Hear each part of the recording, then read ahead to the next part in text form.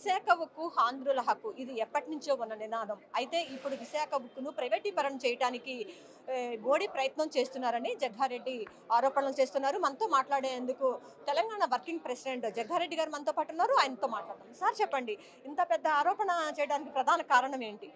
అంటే వాస్తవానికి కూడా ఏంటంటే కాంగ్రెస్ పార్టీ విధానాలు ఆనాడు జవహర్లాల్ నెహ్రూని తీసుకుంటే ఇందిరాగాంధీ గారు, ఈనాడు రాహుల్ గాంధీ గారి కుటుంబము ప్రజలు వాళ్ళ బాధలుంటే వాళ్ళ కష్టాలుంటే తీర్చాలి, ఇండస్ట్రీ డెవలప్మెంట్ చేయాలి, ఎంప్లాయ్మెంట్ ఇవ్వాలి, రైతులను చూసుకోవాలి. ఇది లైన్ ఎప్పటి నుంచి కూడా. కాబట్టి ఈ ఈ విశాఖ స్టీల్ ప్లాంట్కి సంబంధించి ఆనాటి ఇందిరాగాంధీ గారు తీసుకొచ్చిన ఈ విశాఖ స్టీలు కాలక్రమంలో మరి ప్రధానమంత్రి మోడీ గారు అయిన తర్వాత దాని మీద ఆస్తుల విలువ పెరగడంతో దాన్ని ఎవరో ప్రైవేట్ వ్యక్తులకు దారాదత్తం చేసే కుట్ర భాగం జరుగుతుంది. సరే, చంద్రబాబు నాయుడు గారు ముఖ్యమంత్రి ఉన్నప్పుడు ఆయన మోడీ దగ్గరనే ఉన్నాడు. ప్రతిపక్ష నాయకుడు విజిట్ చేసిండు విశాఖ కార్మికులను.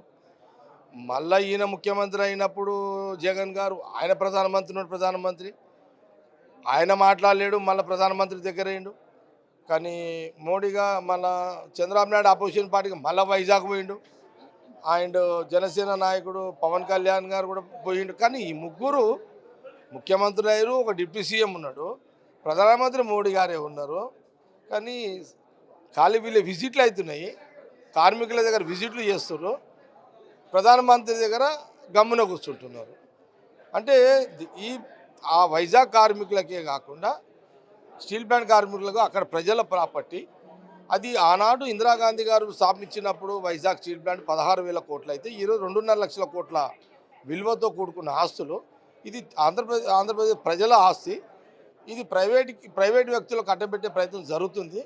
అందుకే రాహుల్ గాంధీ గారు ప్రధానమంత్రి అయిన రోజు తప్పకుండా స్టీల్ ప్లాంట్ మళ్ళీ ఆంధ్రప్రదేశ్ వైజాగ్ కార్మికులకు వైజాగ్ ప్రజలకు ఇస్తానని వారు చెప్పారు. అందుకే మీ ఆస్తులు కాపాడుకోవాలంటే మీరు తప్పకుండా ఈ ఆంధ్రప్రదేశ్లో 25 సీట్లలో 20 సీట్లు పార్లమెంట్ కాంగ్రెస్ని గెలిపించుకోండి, ప్రధానమంత్రిని చేయండి, ఆంధ్రప్రదేశ్ మీ ఆస్తులను కాపాడుకోండి అని నాకున్న ఇది ఆల్రెడీ లైవ్లో ఉంది. ఇప్పుడు కార్మికులు ఇంకా రోడ్ల మీద కూర్చున్నారు, భయానికి విఆర్ఎస్ తీసుకుంటున్నారు, వాళ్ళని భయభ్రాంతులకు గురి చేస్తున్నారు. కాబట్టి ఇక్కడ ప్రభుత్వాలు సపోర్ట్ ఇస్తలేరు, మాకు ప్రజాప్రతినిధులు లేరు కాంగ్రెస్కి ఇక్కడ. కాబట్టి మా ఒక ప్రయత్నము ఫ్యూచర్లో అయినా రాహుల్ గాంధీ ఆ ప్రాపర్టీ ఈ ప్రజల కోసం ఉండాలి. అందుకే నేను ఒక సందర్భంలో ఈ విజయవాడ వచ్చిన సందర్భంలో నేను అప్పీల్ చేయడం జరుగుతుంది ఆంధ్రప్రదేశ్ ప్రజలతో. సీఎం చంద్రబాబు కానీ డిప్యూటీ సీఎం పవన్ కళ్యాణ్ కానీ ఇప్పటికే చాలాసార్లు స్పష్టంగా చెప్పారు, ఎట్టి పరిస్థితుల్లో కూడా మేము ప్రైవేటీకరణ అవ్వనివ్వము అని. అంటే మోడీ అనుకుంటే అయిపోతుంది అంటారంట. అంటే ఇప్పుడు చంద్రబాబు నాయుడు గారు పవన్ కళ్యాణ్ ప్రైవేట్ కానీయమని వీళ్ళు అంటున్నారే, కానీ ఇప్పుడు 1.5 year అయింది కదా అటు ఇటు, ఇంకా 3 ఏళ్ళు అయితే నీకు సెంట్రల్ గవర్నమెంట్ అయిపోతే మళ్ళీ ఈయన ఎలక్షన్స్ వస్తాయి. మీరు చేసేదేదో ఇప్పుడు ఆకలితో ఉన్నారు, వాళ్ళ బాధలు ఉన్నారు. ఎవరు కార్మికులు, వైజాగ్ స్టీల్ ప్లాంట్ కార్మికులు 11 ఏళ్ళ నుంచి పోరాటం చేస్తున్నారు, రోడ్ల మీద జీవిస్తున్నారు. వాళ్ళు విఆర్ఎస్ తీసుకునేటట్టు భయపెట్టేస్తున్నారు, వాళ్ళకి సెక్యూరిటీ మీరు ఇస్తలేరు. అంటే మీరు డిసిషన్ మీరు తెస్తామనే లోపల అందరు విఆర్ఎస్ తీసుకొని వెళ్ళిపోతారు. అప్పుడు అది ఖాళీ అయిపోతుంది. మళ్ళీ అప్పుడు చంద్రబాబు నాయుడు గారు, జగన్ గారు, పవన్ కళ్యాణ్ ఏమంటారంటే ఆడ కార్మికులు లేరు కాబట్టి ఇక ఇది ఏం చేయలేమని అంటారు. కాబట్టి ఇదొక డ్రామా, ఇదొక నటన.